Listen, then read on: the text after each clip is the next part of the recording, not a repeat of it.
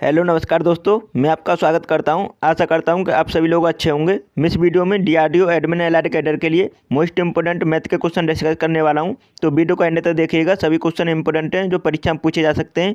अगर आपने अभी तक हमारा चैनल सब्सक्राइब नहीं किया है तो प्लीज़ चैनल को सब्सक्राइब कर लीजिएगा और प्लीज़ वीडियो को लाइक कर दीजिएगा। और आप सभी ने एडमिट कार्ड तो डाउनलोड कर ही लिया होगा। आपके एग्ज़ाम सिटी सेंटर पता चल गया होगा और 13 मार्च से आपका एग्ज़ाम स्टार्ट हो जाएगा। तो आपके पास बिल्कुल भी समय नहीं है, तो कंटिन्यू तैयारी को बनाए रखें। चलिए देख लेते हैं। पहला क्वेश्चन का आंसर बताएंगे आप सभी। कमेंट में आप आंसर दिया करो। क्रमशः 50 और 80 के औसत अंक वाले छात्रों की दो कक्षाओं ए और बी मिलाने पर प्राप्त औसत अंक 60 है। कक्षा ए और बी छात्रों का क्रमशः अनुपात ज्ञात कीजिए। तो आपसे रेशियो पूछा है इन दोनों का। तो यहाँ पे आपको इस क्वेश्चन को करने में मिक्सचर एलिगेशन का यूज करना चाहिए, क्योंकि यहाँ पे बहुत ही सिंपल तरीके से जल्दी सॉल्व हो जाता है क्वेश्चन। तो यहाँ पे मिक्सचर एलिगेशन से मैं आपको बताऊंगा। तो यहाँ पे 50 और ये दे रखा है, ए का 50 दे रखा है, बी का दे रखा है 80 औसत, ठीक है। अब इन दोनों को मिलाने पर प्राप्त औसत हो जाता है 60।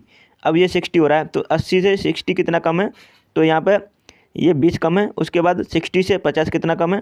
आप एलिगेशन तो लगाना जानते ही होंगे। तो यहाँ पे ये 10 कम है। अब 0 से 0 कैंसिल कर लेंगे तो कितना रेशियो आ गया? 2:1।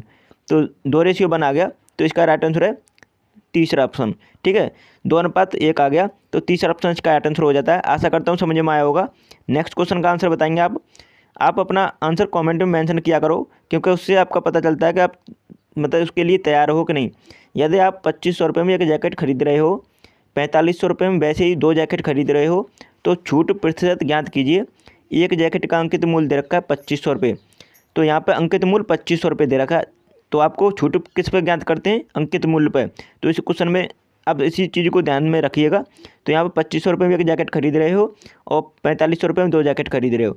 अगर हम 2500 वाली जैकेट हम 2 खरीदें तो कितने में आएंगी? तो यहाँ पे 2 खरीदेंगे तो 5000 रुपये में आएंगी। लेकिन यहाँ पे बोल रहा है अगर हम 2 जैकेट खरीद रहे हैं तो ये इसमें 4500 रुपये मिल रही हैं, हमें 2 जैकेट खरीद रहे हैं एक साथ। तो अगर हम एक जैकेट खरीदते हैं तो 2500 रुपये मिल रही है, अगर 2 जैकेट खरीदते हैं तो 4500 रुपये मिल रही है। तो हम प्रॉफिट कितने का हो रहा है, मतलब छूट कितने की हो रही है? 500 रुपये की। 500 रुपये की छूट, यही कैलकुलेट करनी है आपको परसेंटेज में। और ये हम किस पे करेंगे? जो हमें दे रखी है, जैसे वो मतलब MP दे रखी है, मार्क प्राइस दे रखी है 2500 रुपये, और 2 जैकेट पे निकाल लेंगे, क्योंकि ये 500 रुपये मतलब 2 जैकेट पे मिली है हमें। तो ये 500 रुपये कितने पे मिली है? 2 जैकेट पे। तो 2 जैकेट 2500 की कितने की होगी? 5000 की। 5000 रुपये छूट ज्ञात कर लेंगे। तो 100 से मल्टीप्लाई कर लेते हैं। 0 से 0 कैंसिल, 0 से 0, 0 के 0, उसके बाद 5 से 10 बार। तो 10% उसका करेक्ट आंसर आ गया। इसका करेक्ट आंसर कितना आ गया? 10%। 10% की हमको छूट प्रोवाइड की गई है 2 जैकेट खरीदने पर। तो सेकंड ऑप्शन का राइट आंसर है। आशा करता हूँ आपको समझ में आ रहा होगा। अब तीसरे क्वेश्चन का आंसर बताएंगे। उससे पहले प्लीज़ चैनल को सब्सक्राइब कर लीजिएगा और प्लीज़ वीडियो को लाइक कर दीजिएगा, क्योंकि मैं आपको एग्जाम से पहले अच्छे से अच्छा कंटेंट प्रोवाइड करने वाला हूं, और जो कि फास्ट रिवीजन कराने वाला हूं। तीसरे क्वेश्चन का आंसर बताएंगे। 1 घंटे में ए 5 कुर्सियों को पेंट कर सकता है और बी 3 कुर्सियों पर पेंट कर सकता है। निर्धारित कीजिए कि वे जब भी एक साथ मिलकर काम करेंगे तो उन्हें 40 कुर्सियों को पेंट करने में कितना समय लगेगा। तो इस टाइप के क्वेश्चन को करने में मात्र 2 से 3 मिनट लगनी, मतलब 1 से 2 से 3 सेकंड लगनी चाहिए। अगर देखते ही आप उड़ा देंगे जब आपको तरीका आएगा तो जैसे कि आपको बता दूं, पहले मैं आपको तरीके से बताता हूँ। ये कर रहा है 5 दिन में, सॉरी 5 घंटे में कर रहा है, और बी कर रहा है 3 घंटे में। इन दोनों का एलसीएम लेंगे, कितना आ जाता है? इन दोनों का एलसीएम आ जाता है 15।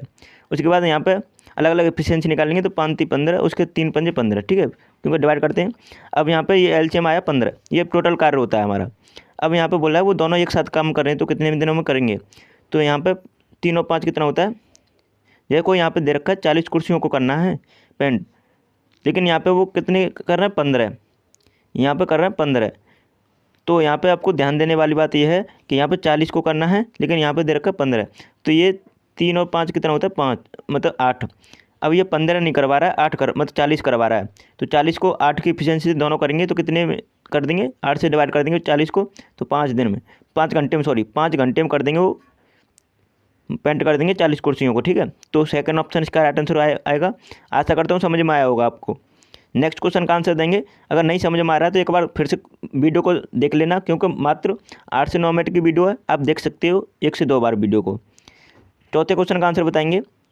पी एक काम को 15 दिनों में पूरा कर सकता है।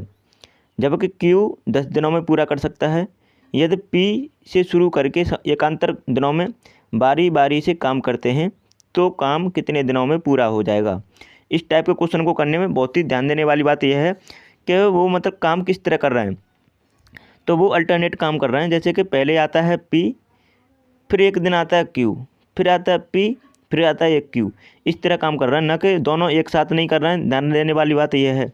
तो आपको यहाँ पे क्या करना है, इनकी पहले तो एफिशिएंसी अलग अलग निकाल लेंगे। तो यहाँ पे क्या करेंगे, जैसे पी कर रहा है 15 दिनों में एक काम को, और क्यू कर रहा है 10 दिनों में। इन दोनों का एलसीएम कितना आता है, 30 आ गया टोटल कार्य। ठीक है, ध्यान दीजिएगा, 30 आ गया टोटल कार्य। अब यहाँ पे 15 से एक ही दिन की एफिशिएंसी कितनी आ गई, 15 दूनी 30, 2 आ गई। और 10 से डिवाइड करेंगे तो 10 या 30। अब ये 2 और 3 इनकी एफिशिएंसी आ गई अलग अलग। अब यहाँ पे बोला जा रहा है पी वे कार्य स्टार्ट करता है, पी से स्टार्ट होता है, मतलब पी पहले कार्य करेगा, उसके बाद आएगा क्यू, फिर क्यू करने के बाद फिर आएगा पी, फिर उसके बाद आएगा क्यू। अब यहाँ पे हम क्या करेंगे, इसे सॉल्व करेंगे बहुत तरीके से। ठीक है, तो यहाँ पे हम करेंगे, ये 30 कार्य को कराना है तो दोनों को जोड़ लीजिए, 2 और 3 कितना होता है, 5 हो गया। अब ये कितने दिन का हुआ, क्योंकि एक दिन तो ये आएगा और एक दिन आएगा ये, तो 2 दिन का हुआ, तो 2 इधर कर लेंगे। ठीक है, अब हमें इधर कितने से मल्टीप्लाई करें कि 30 कार्य हो जाए, इधर कर दो 6 से, क्योंकि कार्य इधर ही तो है, तो 5 छेंगे 30 हो जाएगा। तो इधर भी हम 6 से मल्टीप्लाई कर देंगे तो ये हो जाएगा, दिनों की संख्या है ये 2, और 2 से मल्टीप्लाई करेंगे 6 में तो 12 दिन आ गया। तो 12 दिन इसका करेक्ट आंसर होगा। 30 कार्य को करने में 12 दिन लगेंगे। 4th ऑप्शन इसका राइट आंसर है। आशा करता हूँ समझ में आया होगा। अगर अब भी नहीं आया है तो प्लीज़ वीडियो को एक बार फिर से देखिएगा, आपको 100% समझ में आ जाएगा। और इस टाइप के क्वेश्चन को आज के बाद कभी भी गलत नहीं करेंगे, इस तरीके से करेंगे तो बहुत ही कम समय में सॉल्व कर सकते हैं। अगर आपने अभी तक चैनल को सब्सक्राइब नहीं किया है तो प्लीज़ चैनल को सब्सक्राइब कर लीजिएगा और प्लीज़ वीडियो को लाइक कर दीजिएगा। 5वें क्वेश्चन का आंसर बताएंगे सभी। यहाँ 5वां क्वेश्चन क्या दे रखा है, उससे पहले आपको ऑप्शन दिखा देता हूँ। ये ऑप्शन है, अब इसको सॉल्व कीजिएगा आप जल्दी से। तो यहाँ पर बोला जा रहा है, एक नाव में यात्रा करने वाले 10 श्रमिकों के औसत वजन में 2.8 kg की वृद्धि होती है। जब एक श्रमिक जिसका वजन 58 kg है को एक नए श्रमिक द्वारा प्रतिस्थापित किया जाता है तो नए श्रमिक का वजन ज्ञात कीजिए। अब देखो, मतलब एक जो 58 kg का जो एक मतलब उसमें श्रमिक बैठा था नाव में, उसकी जगह पे हम क्या कर रहे हैं कि ऐसा श्रमिक ला रहे हैं जो 10 श्रमिकों की मतलब उसमें वजन में 2.8 kg वृद्धि कर दे रहा है। तो मतलब 2.8 kg वृद्धि करेगा 10 श्रमिकों में, तो कितनी हो जाएगी, 2.8 इंटू 10 कर देंगे तो कितना आ जाएगा, 28 kg की वृद्धि कर दी उसने। अब ये मतलब 58 kg को प्रतिस्थापित कर रहा है। तो यहाँ पे 58 kg तो वो था पहले से, उसमें 28 kg और आ गया, बढ़ गया सभी में। तो कितना हो गया, ये 86 का आया होगा, इसका मतलब 86 का आया होगा, क्योंकि दोनों को जोड़ देंगे 58 प्लस 28 कितना होता है, 86। तो इसका राइट आंसर क्या होगा, 86 kg उसका नए श्रमिक का वजन हो गया। ठीक है, तो सेकंड ऑप्शन इसका राइट आंसर है। आशा करता हूँ समझ में आया होगा। अगर नहीं आया है तो आप फिर से देखिए वीडियो को, क्योंकि बहुत से स्टूडेंट आपसे पहले समझ जा रहे हैं जो मैं आपको बता रहा हूँ। तो आप अगर नहीं समझ पा रहे हैं तो फिर से आपको वीडियो देखने की ज़रूरत है। अगर इस तरीके को समझ गए तो आप किसी भी क्वेश्चन को आप ज़्यादा समय नहीं लेंगे, सॉल्व कर देंगे आसानी से। अब 6वें क्वेश्चन का आंसर बताएंगे। रेणु ने 2 घड़ियाँ खरीदी, उनमें से प्रत्येक को समान कीमत पर खरीदा और उनमें से एक को 20% के लाभ पर, दूसरी को 24.2% के लाभ पर बेच दिया। यदि उनके विक्रय मूल्यों के बीच का अंतर 189 रुपये है तो प्रत्येक घड़ी का क्रय मूल्य ज्ञात कीजिए। इस टाइप के क्वेश्चन को करने में आप लेंदी क्वेश्चन देख के आप इसे स्किप करके चले जाते हैं और आप इसे सॉल्व नहीं करके आते। तो बहुत ही सिंपल क्वेश्चन है। आज के बाद इस टाइप के क्वेश्चन को छोड़ के मत आना, और आप बहुत ही कम समय में आपको सॉल्व कर सकते हैं, उस तरीके से आपको बताऊँगा। तो आप पहले वीडियो को लाइक कर दीजिएगा और प्लीज़ चैनल को सब्सक्राइब कर लीजिएगा। तो चलिए सॉल्व करते हैं इसे। तो यहाँ पे आपको पहले देखना है, यहाँ पे बोला है उनमें से एक को 20% के लाभ पर बेचा जा रहा है और दूसरी को 24.2% के लाभ पर बेचा जा रहा है, लेकिन उन दोनों के विक्रय मूल्य में बीच में अंतर कितना आ जा रहा है, 189 का। अब आप देखिए इसमें अंतर कितना है, इसमें अंतर है 4.2 का, मतलब 20 से 24.2 कितना अंतर है, 4.2% का।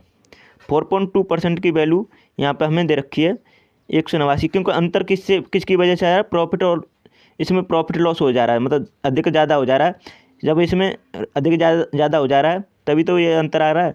नहीं तो हम 100 की चीज़ को 100 में बेच देते, 100 की चीज़ को 100 में बेच देते, कोई अंतर नहीं आता। लेकिन यहाँ पे अंतर आ जा रहा है इनके प्रॉफिट में आधे के कम होने पर। ठीक है, तो अंतर कितना आ रहा है 4.2 का, और ये अंतर दे रखा है हमें 189। तो 4.2 की वैल्यू 189, तो 100 की वैल्यू निकालनी है। 100 क्या होता है CP। तो यहाँ पे अब 0 से ऊपर 0 बढ़ जाएगी। उसके बाद आप इसे सॉल्व करेंगे, तो आप इसे सॉल्व करने के बाद क्या आ जाएगा, आप इसे सॉल्व कीजिएगा तो यहाँ पे ये आ जाएगा। 7 से करते हैं पहले हम, तो 7, तो जैसे कि 7 से सॉल्व करने पर 7 दूनी 14, उसके बाद कितना बचेगा 7 दो 7 49, 227 बार, और यहाँ पे 7 6 42, उसके बाद यहाँ पे 3 बार, और यहाँ पे 50, उससे यहाँ पे करेंगे 90, और 9 पूरे 45, मतलब 4500 रुपये। 4500 रुपये इसका करेक्ट आंसर आ गया। प्रत्येक घड़ी का क्रय मूल्य कितना आ गया 4500 रुपये। फर्स्ट ऑप्शन इसका राइट आंसर होगा, तरीके से बताया है। और इससे मतलब इजी आपको कोई नहीं बताएगा, क्योंकि इससे इजी तरीका क्या हो सकता है ये बताइए। बहुत ही सिंपल तरीके से बताया। अगर आप इसे इस तरह करते, इनका विक्रय मूल्य निकालते दोनों का, फिर अंतर देखते, और अंतर देखने के बाद तब जाके इसे सॉल्व करते, तो इतना समय कहाँ है हमारे पास एग्जाम में। मात्र 1 घंटे का टाइम दिया जाएगा आपको। 1 घंटे में आपको क्वेश्चन उड़ाने हैं। अगर 1 घंटे में नहीं उड़ा पाए तो आप उसमें फेल हो जाओगे। तो इस चीज़ को ध्यान रखना, आपको ज़्यादा से ज़्यादा क्वेश्चन करके आने हैं एग्जाम में, तभी सिलेक्शन होगा DRDO में। क्योंकि अगर DRDO में सिलेक्शन लेना चाहते हो तो आपको स्मार्ट वर्क करने की आवश्यकता है, न कि आपको इतना लेंदी बना दे देना क्वेश्चन को कि आप उसे मतलब सॉल्व भी नहीं कर पाए। तो इसका इस तरीके से आपको सॉल्व करके आना है। तो आशा करता हूँ आपने वीडियो पूरी देखी होगी। अगर आपने चैनल को सब्सक्राइब नहीं किया है तो प्लीज़ चैनल को सब्सक्राइब कर लीजिएगा, और प्लीज़ वीडियो को लाइक कर दीजिएगा। और आपने हमारी ये वीडियो नहीं देखी है तो इन्हें भी देख के जाइएगा। सभी वीडियो आपके एग्जाम के लिए हेल्पफुल हैं। और चलिए वीडियो को यहीं समाप्त करते हैं। Thanks for watching my video.